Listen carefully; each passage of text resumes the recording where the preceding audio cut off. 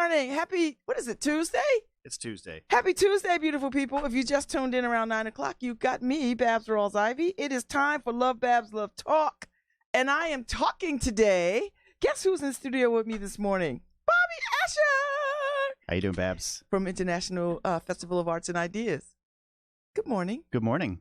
So, I'm all hyped for the festival. Well, you should be. I'm really hyped. We got some good shows coming. I know. The last time I talked to you, we were sitting over at the Owl Shop with cigars and some good-ass, scotch? Bourbon. Yeah. Good bourbon. Always bourbon with me. It was so good. And good cigars. Yeah. We had a good time. I was in Vancouver this week. I just got back last night, but I was trying to get us some Cubans, but they were pricey. I know you tried, though. I did. I went and looked. You tried. And you're a foodie, too.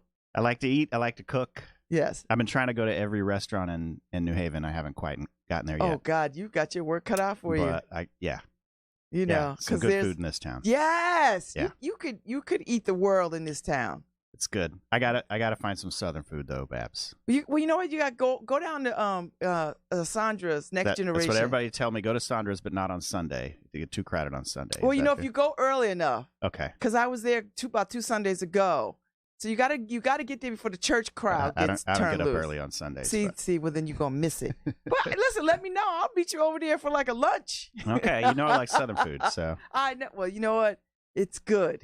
Yeah. It's good. It's good. Although, I'm vegan, but they've got vegan stuff too. So. Yeah, I keep forgetting you're vegan. No, not even milk, cheese, nothing. Well, I've long since given up milk and butter and cheese because I have an allergy. Yeah. Okay. But I've got some surgery coming up, and so the surgeon said, I'd like you to go vegan. Okay. Leading up to this surgery. I'd like you to be plant-based. Plant-based. I'm not leading plant-based. Up to this surgery. So I was like, well, that's not hard because I don't do much of meat. I don't do a whole hell of a lot of meat anyway. When I go out, you go out, you have it. Yeah. I don't buy it. Like, I don't cook it at home. Yeah. Because I'm never really home. Good ribeye, dry-aged ribeye. That's my. I feel everything about that. But I'm a follow the doctor's orders, and I'm plant-based. Good for you. But the point that I'm making is that they've got a lot of good options over at Sandra's Next Generation. And I've known them for years and years and years. So we've given a pretty good plug today, so maybe we'll get some extra. I know.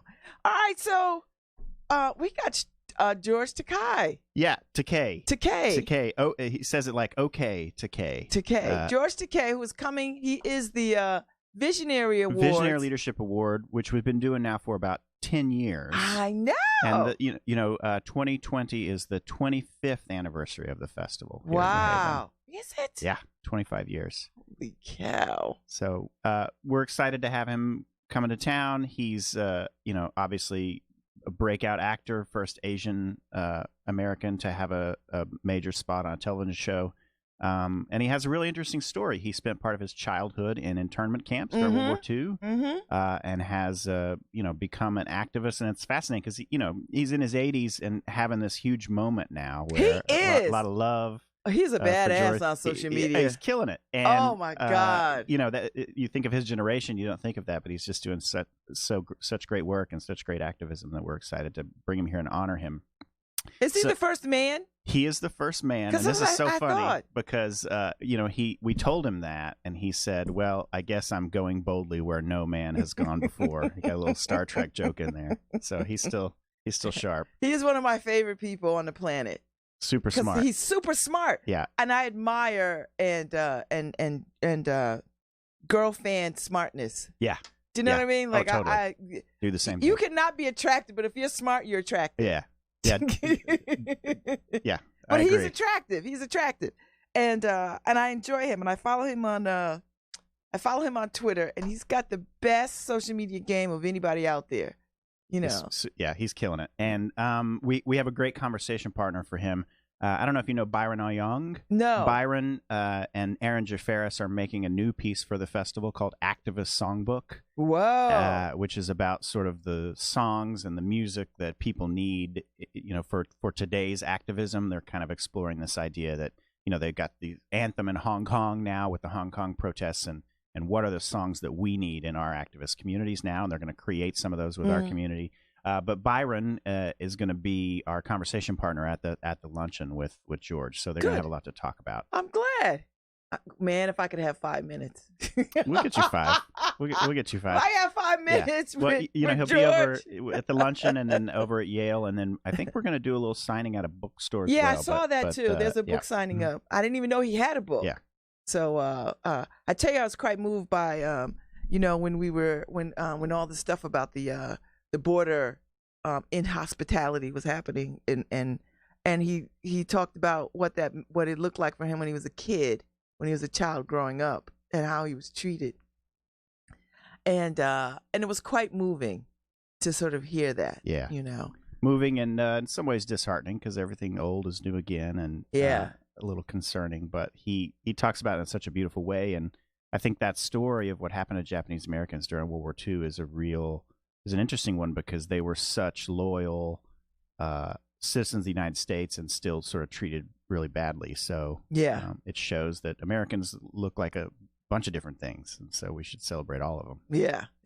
All right. So can you leak some international festival of arts and ideas hints? Is there some gossip? Bab's gonna get me in trouble. That's all right. You know what? I got you back. I'm gonna leak a show. I'll leak a show. There's a show. There's a young journalist and performer named Al Letson he works for the Center for Investigative Reporting, which is an independent nonprofit journalism agency, just like the New Haven Independent. Hey, and they're based out in Berkeley. And Al is a Jacksonville guy, but he hosts their podcast. Incredible journalist, and he was covering a protest in 2017 in Berkeley, and the alt-righters and the Antifa got into it, and an alt-right person was getting beat pretty bad. And Al, who's like a young African-American journalist, dreadlocks down his back, there as a journalist, a neutral party ran and threw his body on top of this alt-righter and saved him from getting beaten pretty badly. And his show the next week was him interviewing anonymous members of the Antifa who were saying, yeah, we're about to beat that guy up pretty badly, and then interviewing this guy, and the guy's crying, saying, you saved my life. And Al is reading this guy's incredibly racist xenophobic tweets back to him and saying, is this you, or is the person in front of me you? And it's a beautiful show. Al took all that, made it into a radio show, and now he's made it into a one-man show. And he's going to come here and do it as part of the festival. It's called The Center Cannot Hold. It's a really powerful show. And then Al's going to be involved with one of our ideas guests, but I can't tell you who that is yet. But you're going to be excited. Seriously? Yeah. We're going to announce April 30th. Come on. April 30th. Break some more. I got to book it all first, Babs. I can't just say it. All right. Well, can you give me some hints on who might be on the green for concerts? No. I can tell you that we are in close contact with our Caribbean community, and we're going to have some Caribbean music. Oh, we're going to wine? Yeah. Wine? Yeah. Wine? Yeah. Okay. I'll tell you that. Okay. I think we're going to have... You're a good secret keeper. I'm a good secret keeper. We're going to have music from a lot of continents on the green. There's going to be... there's only 7 continents in the world. We're going to try to get as many of them as we can. There's not much happening in Antarctica. The music scene in Antarctica is not so great. But who's hot in Antarctica right now? Nobody's hot. I bet you there's a hot band. You just don't know. There could be, yeah. Who? Iceland right now. A lot of great musicians. Who's hot in Iceland? The composer who just got the Oscar. She's Icelandic. Yes. Mm-hmm. Oh, is she? I didn't know where she was from. Yeah. She's very soft-spoken. Yep. Did you watch the Oscars? Nah. I was in, where was I? I was in Vancouver. No, you was in some restaurant chowing down. Yeah. So you're in Vancouver. Yeah. All right. It's a research trip. I go out and do that quite a bit. Just travel in. I saw 8 shows in 5 or 6 days. You need an assistant. It's a lot of bad Amtrak Tom coffee. Griggs, he needs an assistant. I could do it part-time. Should I say the date of this luncheon before I? Yeah, say the date of the luncheon and give out the. Is it sold out yet? The luncheon is almost sold out. There are a few tickets left. It's Tuesday the 18th, 1 week from today at the Omni here in New Haven. Mm-hmm. And general tickets are available, I believe, on our website, or we're calling the office. So there's a few. I think all the tables just sold out. There's a few single tickets we can get you in. Yes, so. I'm telling you, it's one of my favorite events, and I go to a lot of events. Yeah, but it's one of my favorites. It's well done. And it's high end. Do you know what I mean? It's like y'all are not just slinging chicken at people. Like it's a beautiful tablescape. Yeah.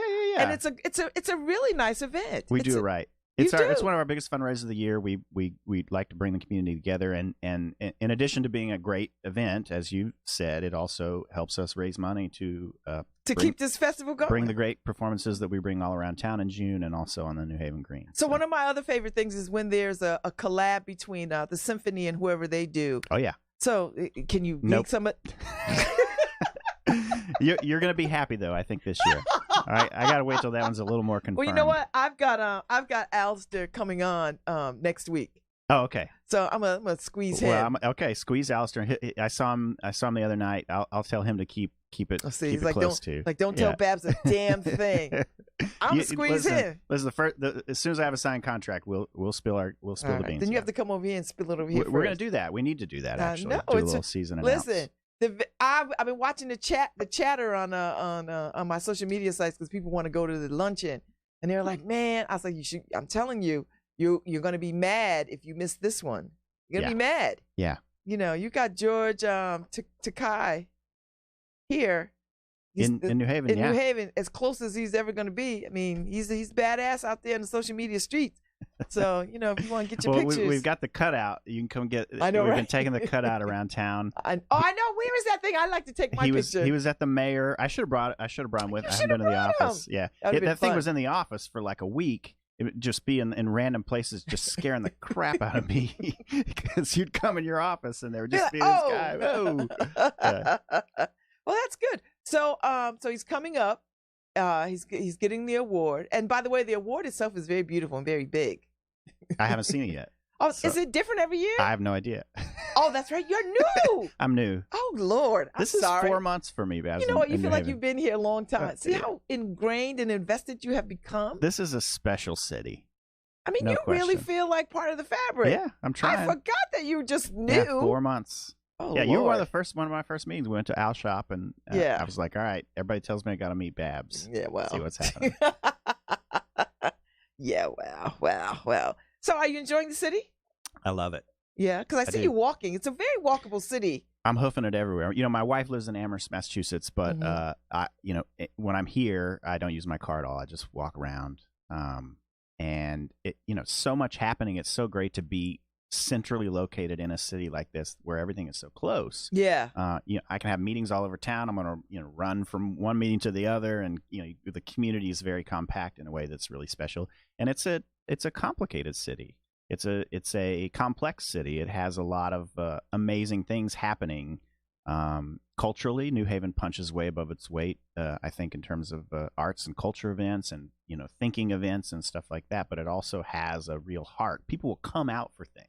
Yes. In a way that I haven't noticed in other places where I've worked. Yeah. I went to the Deltas gave that anti-racism workshop up in Hamden on like Wednesday of MLK week. Yeah. And there were like 70 people there. And I was expecting to kind of be in the basement of the church, kind of, like 4 or 5 people. And it was like people come out for things. They're interested in their community. They're engaged. Yep. And I think the festival in particular sits at the nexus of a lot of those New Havens in a really special way. So speaking of conversation, so I know Arts and Ideas is all about not just the artistic expression, but deep thinking.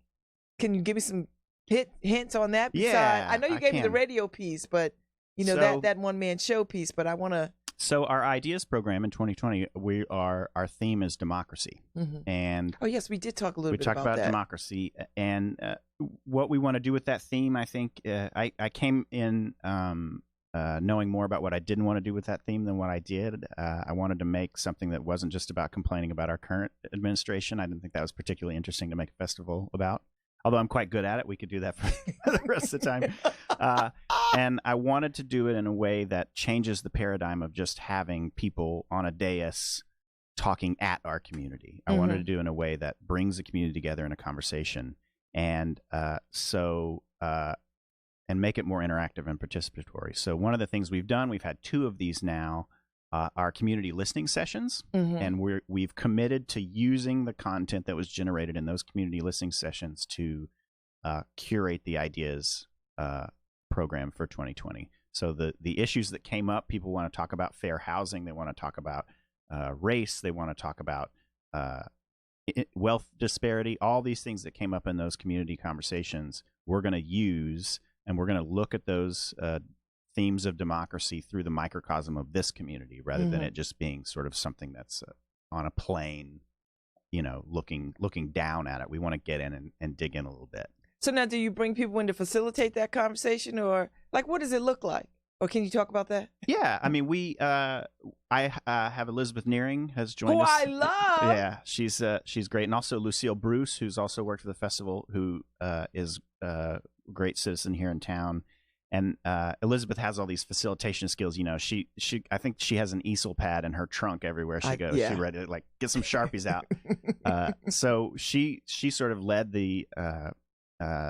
those conversations. I think a lot of it is about sort of decentering our voice and letting the community voice come through and listen in a way that has action attached to it, rather than just sort of listening without any action attached. So I'm looking forward to it. It's going to be a doozy. We're going to have some really great names that you'll recognize that I can tell you about soon.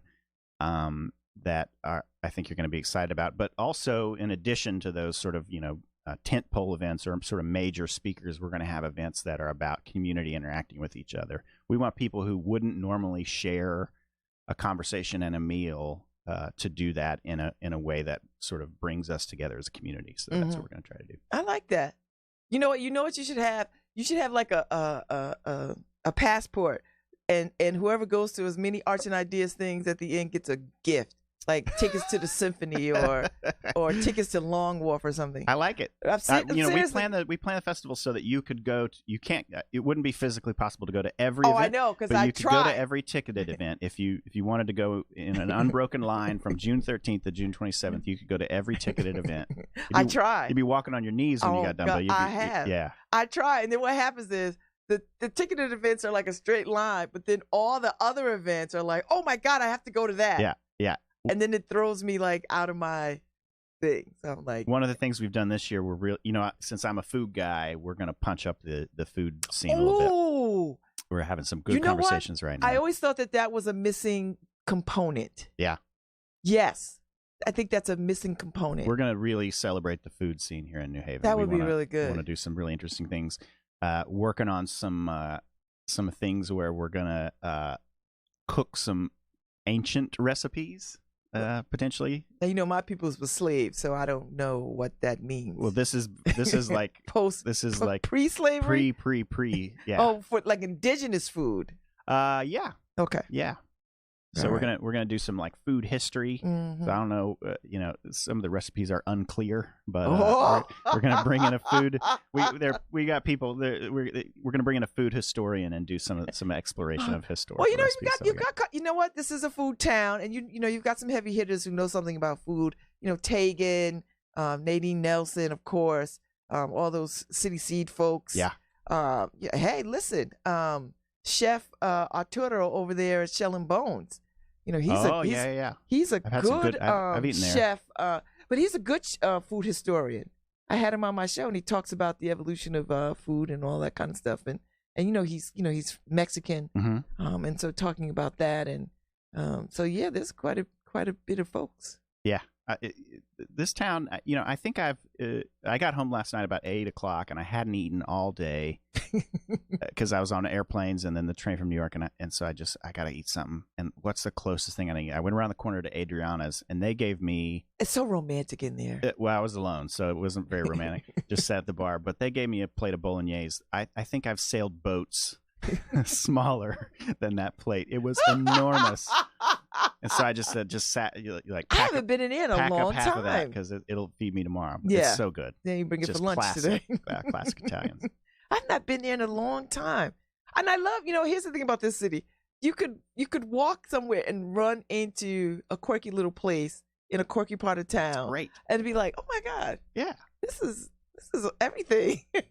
Tavern on State, great meals there. Yeah, I had some bone marrow there the other night with really. Yeah, and then they made like a scallop chowder, which is something I'd never had. I've not eaten in there, but people really love. Because I hang out a lot at Cave Vin, which is next door, the wine bar. Yeah, and so they had posted up their menu when they were like doing all the renovations. So I remember running over there I was like, I don't know if anybody's going to eat all this highfalutin food. Yeah. But sure enough, people really like it.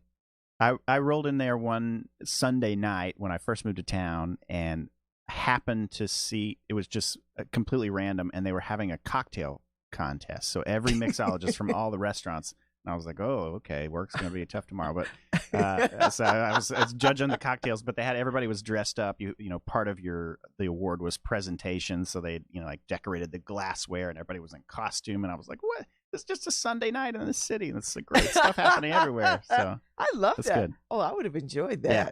That would have been fun. We'll be the judges next year, Babz, me and you. Yes. Yeah. We make sure we get on their little Yeah, list. yeah. Okay, I'm going to get on the list. That's We're going to use the power of the media to get on the cocktail list. So now have you been drawn into the pizza wars? Because this town is pizza, it's like the Wild Wild West. I'm a Pepe's guy. Okay. It's the closest to my apartment. Okay. And that's that makes a lot about proximity for me when I get hungry. Listen. But I got to tell you, the most special thing in the food wise in this town, I think, is Louis' lunch. Really? Oh yeah, those remind You're me. You're not getting any ketchup. You're not getting any mustard. Those remind me of the hamburgers of my childhood, well, like the white bread and the grease soaking through. And so I just, you know what? Let me just tell people, even though you're white, you are very black. I'm going to consider that a compliment. You are very black. I appreciate that. Because you know something about that. Because that's how I grew up, too. There wasn't any buns. Oh, yeah. You just put that on white bread. Put it on bread. Yes. That's the everything. way to do it. Hot dogs, hamburgers. Yeah. You still go to a chicken place in the South, and they'll just be a random piece of white bread on the plate. Like, what is this for? I got fried okra, collard greens, and 3-piece dark, and then a piece of white bread. There you go. I don't know where that comes from. But. Yeah, you put it right underneath. Sock up all that, I'm a sopper juice. from way back. Yes, yeah, for sure. That's good. So now, what have you enjoyed the most? I think just getting to meet the folks in this town. I've been doing the shoe leather part of the job, which is trying to get out and meet as many people as I can. Every night I'm in town, typically I travel for work a good bit, and then I go to Amherst to see my wife. But if I'm in town, I try to go to an event every night that I'm here. And you can do that in this town and not run out of things to do. I do. And I get invites for things. I'm like, oh, man, I'm gone that day. I can't go to, jazz at the Jazz museum. Where? Yeah. Yes. I'm like, oh, I got to get to that. And then I'm like, the jam at the State House is killing it on Fridays or whenever, and I can't make it to everything. And it's like frustrating to me a little bit because I want to be at everything. Yes, I feel everything about that because you absolutely could go to 2 or 3 different things every night in this town. It's true. And good things, like not just like crap. I mean, really good things. I remember coming into town. The first thing I saw was that my friend Marilyn Nelson was giving poetry reading at Beinecke. Yes, and I got to go see Marilyn. I saw it. It was really good. Yeah, I was there. Yes, we were there. She's so great. She was good. I mean, I love her spirit. Yeah, but then I saw Nikki Giovanni the other week at. I saw that. I saw it on social media. It was great. Angela Davis was in town after that. Man, and she was in great form. Yeah. So I was like, yeah, I'm all in. So, yeah, I mean, this town is good. That's what I don't understand when people are like, no. I don't think you have to. You could go into New York because you really like going into New York, and there's things that you can only see in New York, but you don't have to. No, you don't have to do that. You can enjoy. I mean, we've got great theater here. Amazing theater. Have you seen Manhattan yet? No, it's not really yet. Great. Is it good? Yeah, really terrific. I think I might go see that. I'm going to opening night for Long Wharf Theater. I think tomorrow night. Yeah, I got to see that too. So I got to get my ticket. Yeah. So I'm gonna go see that. But yeah, you know what? Maybe I'll go see because I think that the Yale Rep thing deals with indigenous people. Right. Right. So that's the whole thought. Mary Catherine is a indigenous playwright. She's from Cherokee in Oklahoma. She's Cherokee from where I'm from, and she's wrote this really fascinating story. It's very layered. I don't want to give too much away. But it's a very layered story. It has sort of historical references to what happened to indigenous folks when we were colonized, and then layers on this really complicated story about what's happening now.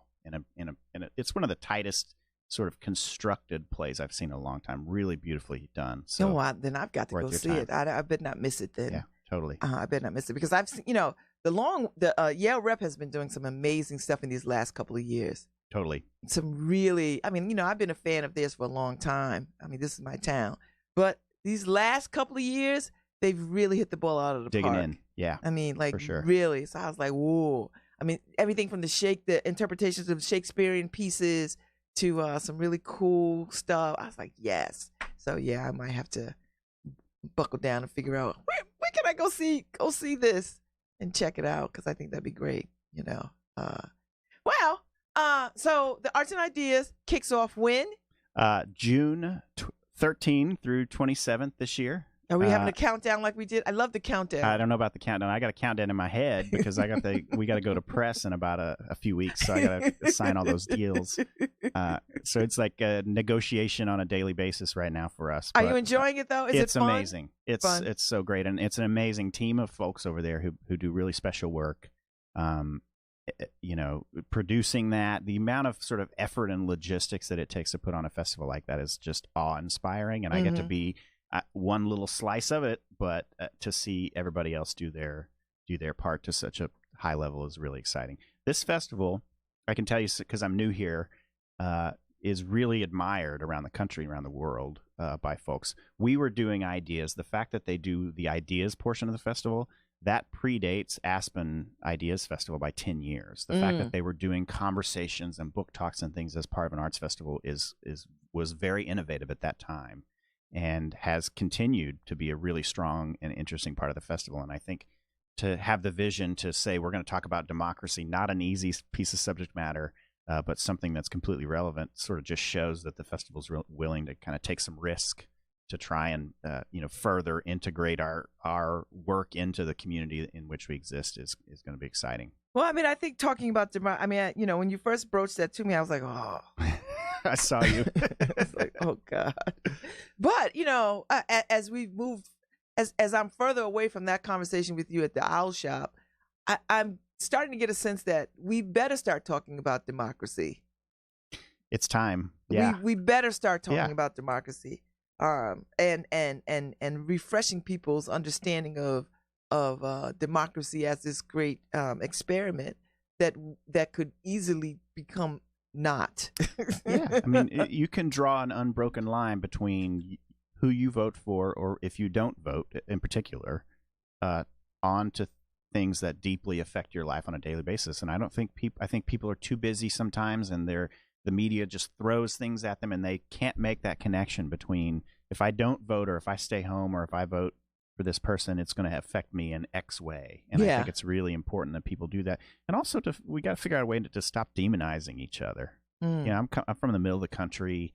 I have family who have different political views as I do. I love them just the same.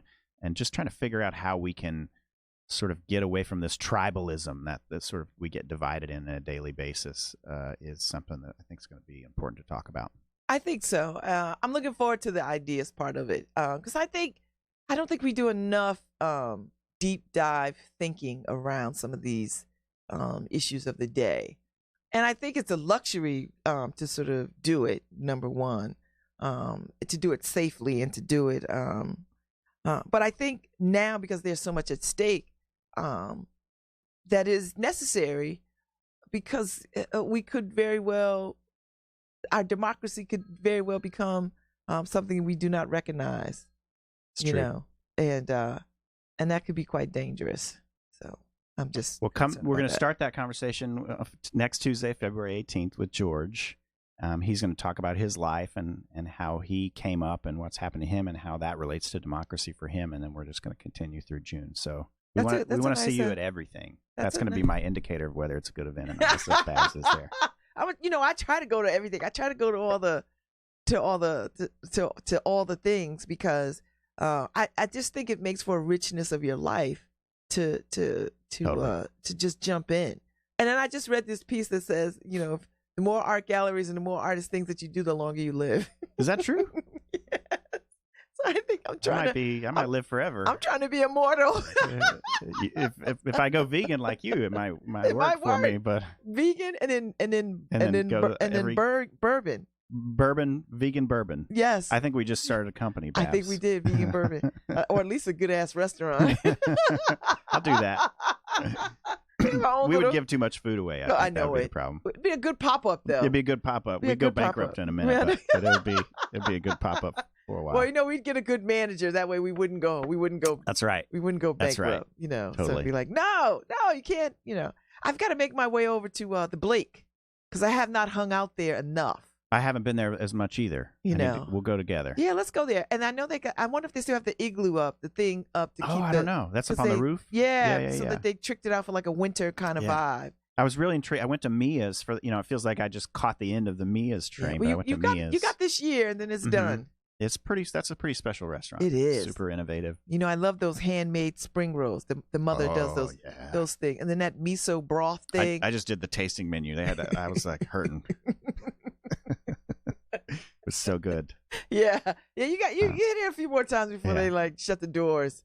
We tried Shirkan the other night too. That was good. I love that place. Yeah. It's got it's a magical place, isn't it? It's pretty great. Bicycles hanging from the ceiling, and that woman on the wall, and the the bicycles in the in the ceiling. It's easy to overorder there. You got take it easy. I know. Yeah, the naan and the cocktails and It is. That's another magical place. Yeah, it's new. It is very new. Yeah. I mean, I liked it when it was the other place, whatever.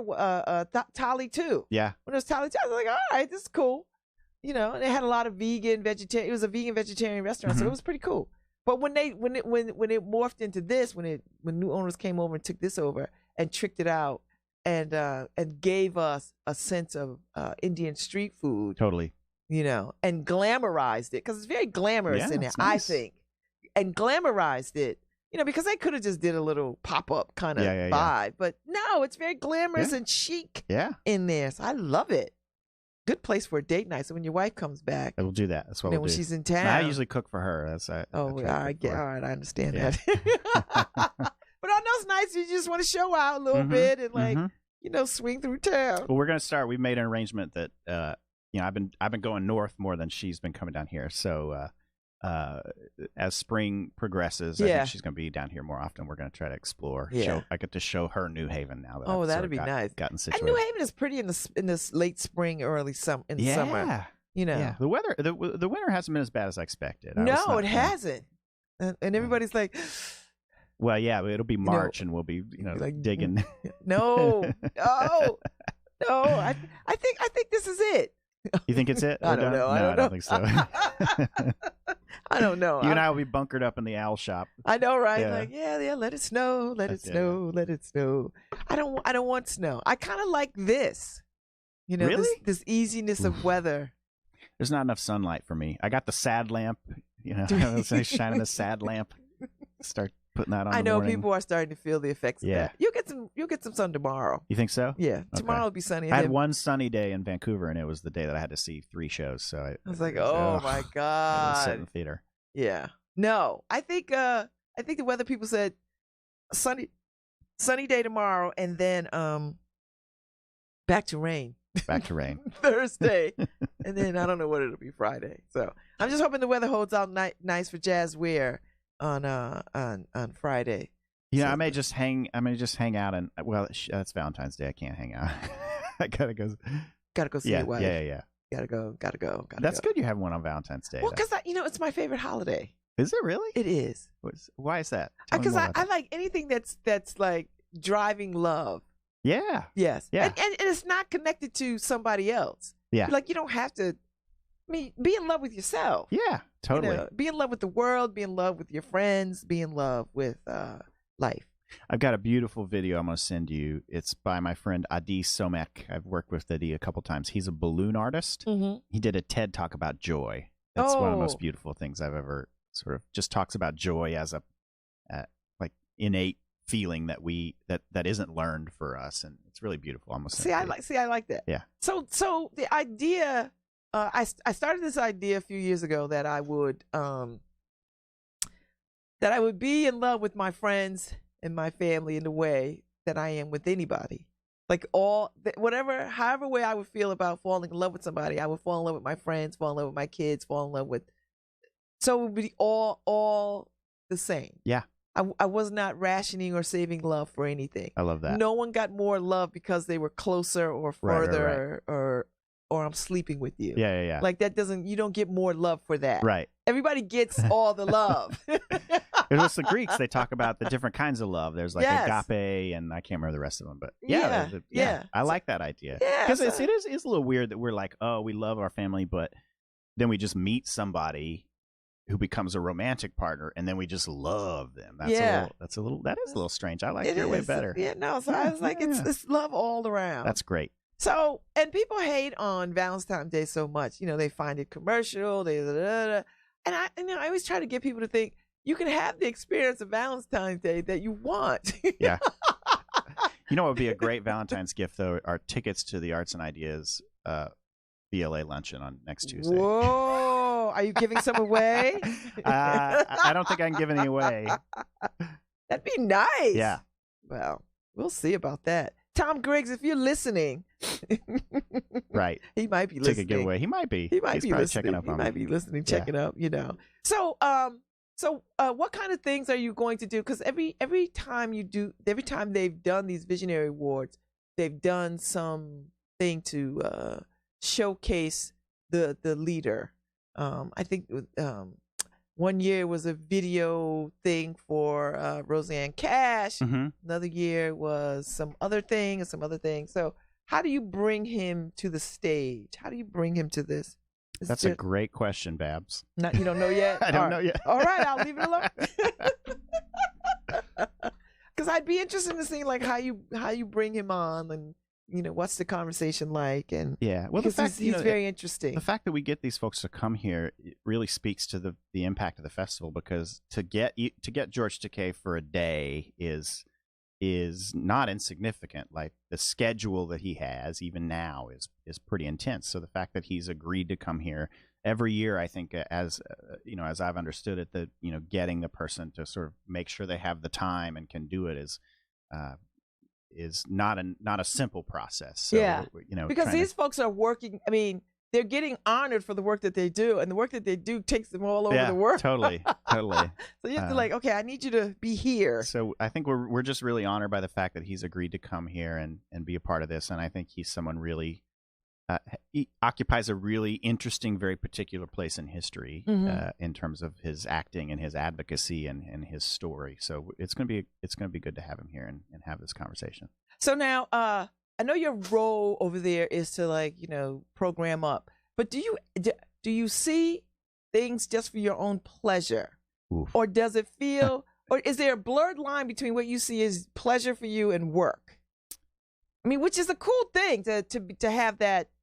That to be able to sort of jump those hoops like that. I kept a record, a database one year, and I saw over 220 live performances in 1 year. Oh, and that's like see, that would be my life. I would love that. That's about where I sit every year, is about 200 performances. So not all of those performances are the most moving thing you've ever seen in mm-hmm. your life, and I try to think of my work as having a really well-developed and well-researched personal aesthetic that serves the community that the organizations that I work for serves.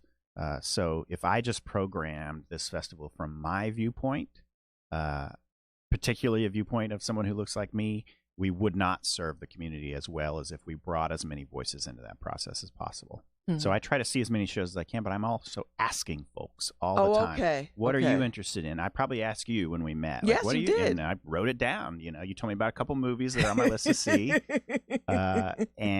And so I try to bring as many voices into that conversation as I can, so that it's not just programmed from one viewpoint. I think there will always be a place in this business for someone who does what I do artistically, but to do it in to try to not do it in just an ego-based way where you just program the things that you're passionate about. Mm-hmm. I've put shows on the stage before that I personally disliked, but that had a connection to the community that I served and were important in a way that I understood that we needed to do them. So that's interesting because that's a hard call to make.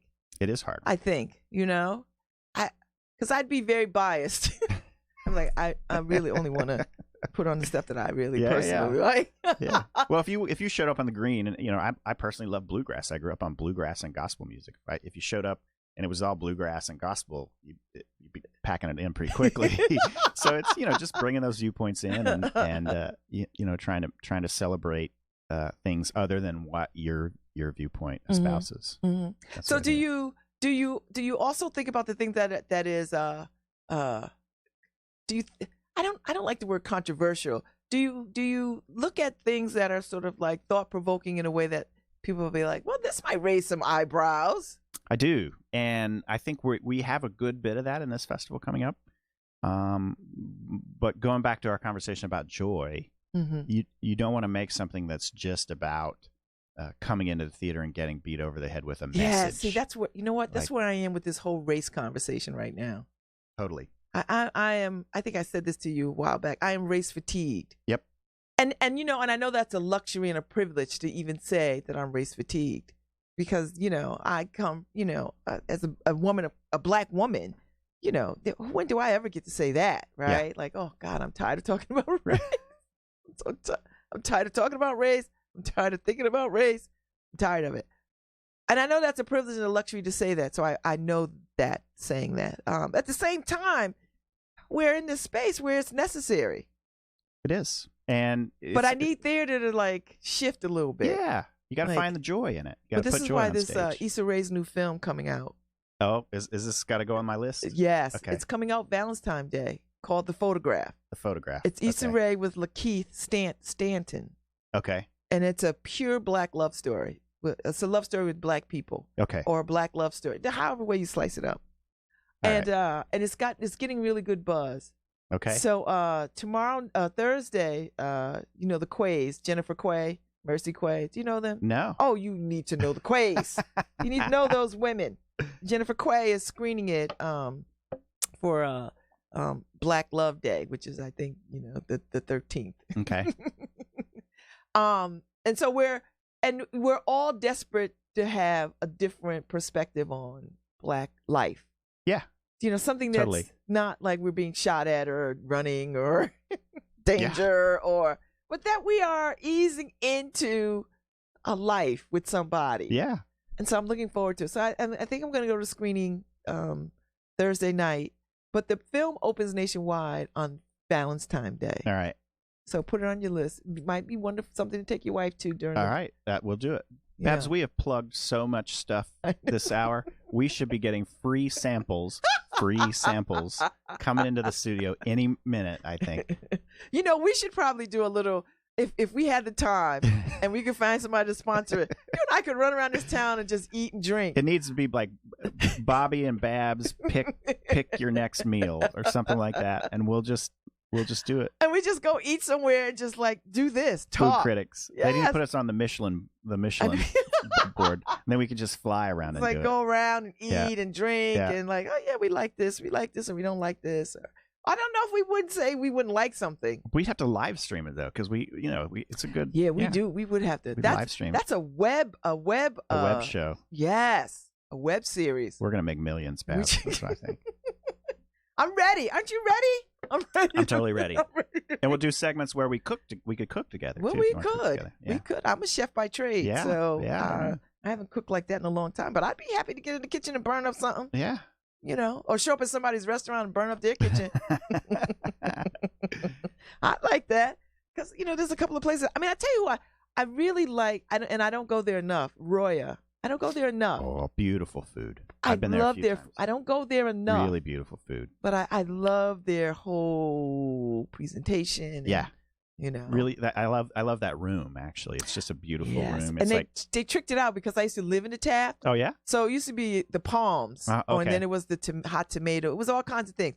But they moved things around, so now it's a much more user-friendly space. It's like beautiful without being ostentatious. It's kind of like you go to a restaurant and they've tried to like make it really fancy. It just looks very simply, elegant. It's a very nice space. And then the food is that too. Like really knowledgeable folks and the craft of what comes out of the kitchen is really special. What's the chef over there? His name? I met him. He's great. Yes, he's a nice guy, and they're always good to me when I go there because they know I have an allergy, so they always have. That's good. Yes, that's great. That's why I love this town. People know what I can eat and not eat, and so I appreciate it. Appreciate that. So yeah, we got to get some more hangout time. We do. And figure it out. Well, you didn't really drop any arts and ideas. Show. You didn't give me any arts and ideas, gossip, or There's no gossip. The gossip is this is going to be the most relevant and connected and enjoyable arts and ideas festival that you've ever been to. And so are we having a New Haven Day? We're having New Haven Day, first day of the festival, I believe, which is the 13th. Mm-hmm. We're, of course, doing beforehand our neighborhood festivals in, Which the, I in love. the Hill and in Dixwell. Yes. Excited about those. And then, I mean, the festival's packed. I think I have about 12 ticketed shows, I think, which has been higher than previous years. Really? And so it's going to be a busy time. You're going to have trouble choosing between going to great stuff on the green and going to ticketed performances. You're going to have trouble choosing which food events to go to. Yeah. The tours that we do, I think, are really special. They sell out every year. I've not done any of the tours. We've added some interesting tours. I think we're going to be in one of the electric company transfer stations. People are going to get to go and see an electric company. Wow. Transfer station. I'm going to build the tours in this year. Do it. Because that's the thing I have not connected to. Totally.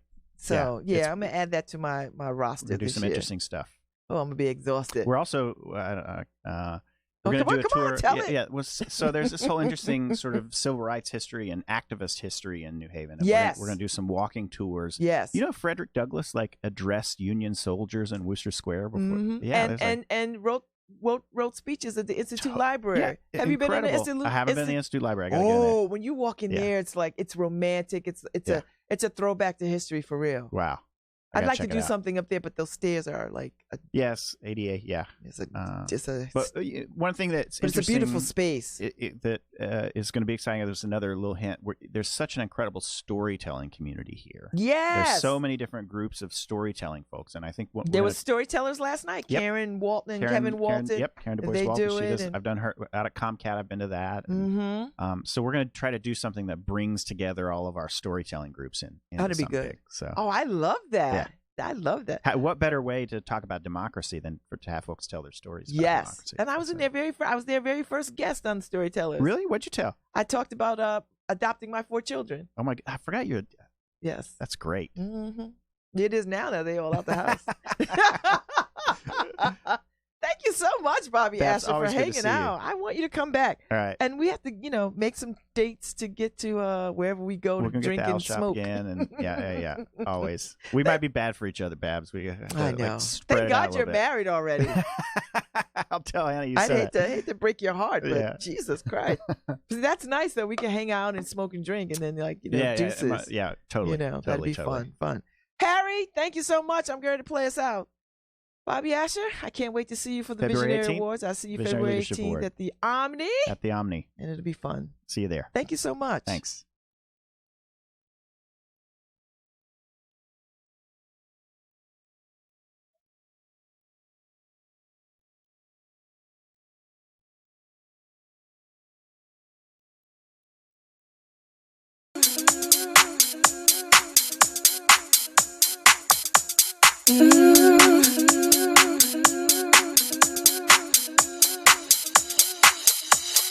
Go!